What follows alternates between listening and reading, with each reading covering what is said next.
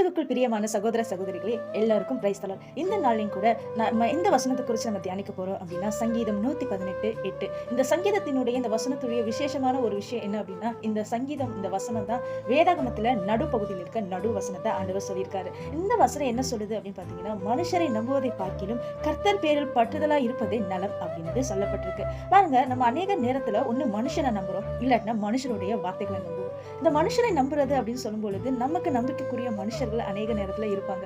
அவங்கள நம்ம நம்புவோம். அவங்க இருந்திருந்தா நம்ம எல்லாமே நம்ம செஞ்சிருப்போமோ அப்படின்றத நம்புவோம். இல்லாட்டினா மனுஷருடைய வார்த்தைகளை நம்புவோம். அநேக நேரத்துல மனுஷர்கள் என்ன செய்வாங்க அப்படின்னா, வாக்கு கொடுப்பாங்க, நம்மளுக்கு வாக்கு கொடுப்பாங்க. இதை நான் உன் கூடயே இருந்து நான் செஞ்சிருவேன், உன் கூடயே இருப்பேன், நான் கடைசி வரையும் உன் கூடவே வருவேன் அப்படின்னு சொல்லிட்டு அநேக நேரத்துல நம்மளுக்கு வாக்கு கொடுப்பாங்க. ஆனா அவங்க அதை செய்வாங்களா அப்படின்னு கேட்டா அதுல நம்மளுக்கு சந்தேகம் தான். ஆனா ஆண்டவர் என்ன சொல்றாரு அப்படின்னா, மனுஷரை நம்புவதை பார்க்கலாம் கர்த்தர் பேரில் பற்றுதலா இருப்பதே நலம் அப்படின்னு சொல்லியிருக்காரு.